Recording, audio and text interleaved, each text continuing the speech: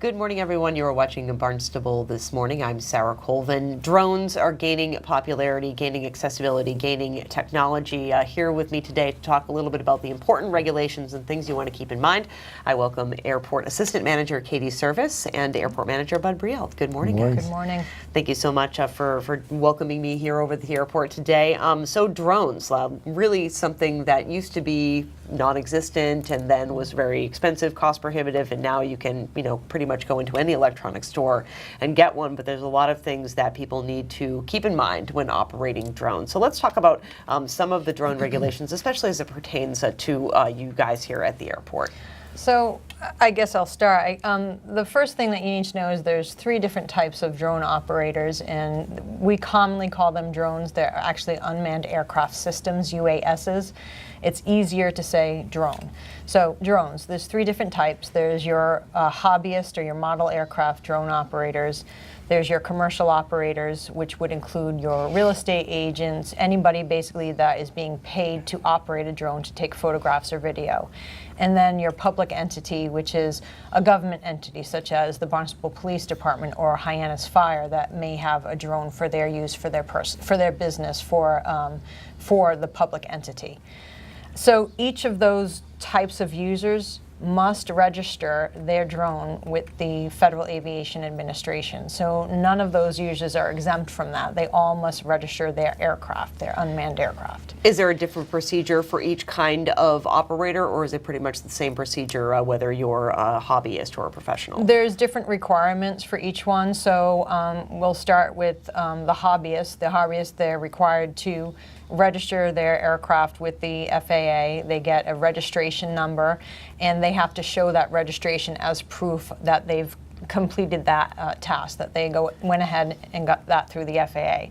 Then you have your commercial operator, and your commercial operator is the most stringent in terms of what they're supposed to have. A commercial operator is, the operator itself is supposed to have at least a private pilot's license. So the operator has to be a private pilot in order to operate that vehicle. They have to get a letter of agreement from the Federal Aviation Administration to operate that vehicle. They have to have a certificate of authorization from the FAA.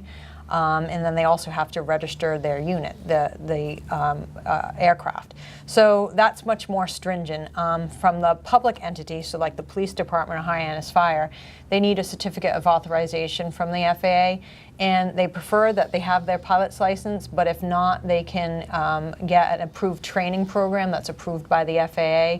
That indicates that they know how to operate that vehicle. So that's a little bit for the different for the public. Sure. Now, are we talking about like an actual pilot's license where you could fly a regular plane? Wow. Yes. An actual pilot's license is the requirement for a commercial operator. These drones are considered to be aircraft for the purposes of FAA regulations, and they're flying in federal airspace. Everything from the ground up is federal airspace. So whether you believe it or not, but it is. And then, of course, you have private concerns as well. Sure. So, one of our goals is to, with all of these concerns, is we don't want to have to get into an enforcement situation because it's very difficult. But our goal is to educate the public so that they can act responsibly, have fun, but follow the rules. So what we're trying to do is prevent mid-air collisions. We're trying to prevent near misses with our aircraft and preserve people's right to privacy. So all at the same time. So it's a difficult thing to do. So I would imagine that here at the airport there are very strict regulations as to where people can or cannot fly their unmanned aircraft. At the airport, we consider this a no drone zone. In I fact, like that. we've been talking about putting signs up on all of our fences with a note, with a drone, with a the red circle with a slash through it. Sure. To make sure that people know that. And of course, if you're within 5 miles of an airport that has a tower, you're supposed to be calling operations or the tower, and in our case, the tower, to be able to get permission to fly your aircraft. 5 miles. If you're 3 miles from a airport that has no tower, you'd be talking to the airport manager. So in our case, if you're going to be 5 miles around Hyannis, then you should call the tower. And our number is 508-771-0286. Again, 508-771-0286, and talk to the tower manager. And about what you want to do, and he'll ask you a series of questions, and you should be able to have all the requirements that we were just talking about. And one of the first things is about registration and whether you're, what type of an operation you're doing, where you're going to do it, how high you're going to be. You shouldn't be going more than 400 feet at height. There's no night flying. You should be within line of sight of the operator. In other words, you don't want to run this thing all over the place using your camera to navigate, because that's illegal. And stay away from aircraft, and stay under 55 pounds, and stay out of private people's property. Don't invade someone else's property. I think the biggest thing that we're concerned about is getting near aircraft. And there are things that you can do to check, make sure. There is an app that you can load onto your smartphone. It's B, the letter B, the number 4, the letter U, fly, F-L-Y, B4U fly. If you use that app, it'll tell you whether you're near an airport or not, and that you should be calling to get a clearance to fly your drone.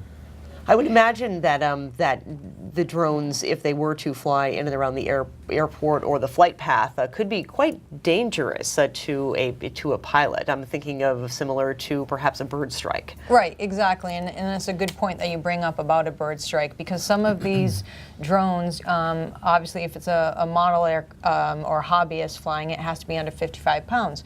But we have drones that we've seen that are a couple of ounces, and they could cause some damage to an aircraft. So that's our main concern is, the size of these UASs, these drones, could cause some serious damage. They can get ingested to an aircraft engine. They could actually hit the windshield of an aircraft and cause some serious damage. So that's our biggest concern, is to keep these drones away from the flying public here at the airport. Absolutely. There was one reported mid-air collision with a drone. It was in England over Heathrow Airport, where a drone hit a commercial aircraft. Fortunately, the commercial aircraft was not damaged enough to cause any permanent damage, but they were able to safely land. But it could have just as easily have gone into an engine of a single-engine aircraft. Could have just as easily gone through the cockpit. We've had birds here that weigh a lot less than some of these drones weigh, cause severe damage, and could actually cause a crash with loss of life. So that's what we're trying to prevent. People think that you can just go to the store and buy them and go out and fly them, and most people are doing that, and they're all illegal. And registration is a very severe penalties. Civil penalties up to $27,500. Wow. Criminal penalties up to $250,000, and/or imprisonment for violation of not registering your drone. So, and then there's other issues with other types of things. If it's a reckless endangerment and that type of thing, we try to get the local police to enforce some of this stuff. Wow. And I think the main concern for us is that we do have some operators that are operating as commercial operators. They're accepting funds for what they're doing, for the videos or the photographs that they're taking, but they're strictly model or hobbyist aircraft, so you can't mix the two. So our main concern is, one, make sure you're operating the right type of vehicle for the license that you have, and two is, the other thing is, these are getting cheaper and cheaper and cheaper to buy. So if mom and dad are going to buy their son or daughter a drone, the age limit is 13, but the parents need to know, or the legal guardians need to know that, yes, this is next to an airport, and what is your child doing with the drone? Where are they flying it? So if they're the legal guardian, they're signing for that person, they could be liable to these civil penalties and criminal penalties. Sure. So, and you're not supposed to, I didn't know if you caught it or not, but if you're a hobbyist, you cannot be using your camera and then selling the products, because that's illegal. Indeed, and I'm sure that these regulations are all kind of coming after the fact of the manufacturer, so you're not getting an instruction manual with your drone that tells you all of these things. Well, they're catching up, so I think there may be some of that, and some of the drones now are made with software that will tell you or won't let your drone operate near an airport, and it will restrict you on altitude. Some of these drones that we know that are supposed to be restricted to 400 feet can go as high as 18,000 feet. Wow. And that's restricted airspace. I think that's a very big concern. Then we have an event coming up here in August where a VIP will be visiting Martha's Vineyard, and what they do is they put up a temporary flight restriction area around the individual. It's 30 miles wide. and it's in the shape of a cone. But if you're within that cone, you have to be authorized to fly there. That includes drones. So the penalties are severe. If that zone, if the temporary flight restricted zone is broken, it's like if you're in an aircraft, you have to come through our airport just to get checked. We're a what do they call Gateway. us? We're a gateway airport. So as a gateway airport, last year we checked over 200 aircraft. They had to Wow. land here.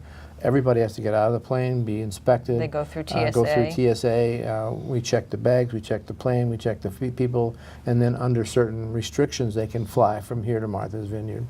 If they don't have those requirements and they fly anyway, then you could be risking interception by military aircraft and other penalties. So that also applies to drone operators. So keep that in mind. So it might be a good idea to keep that drone on the ground while Yes. the commander-in-chief is visiting That Martha's is Vineyard correct. this summer. So obviously so many different rules and regulations.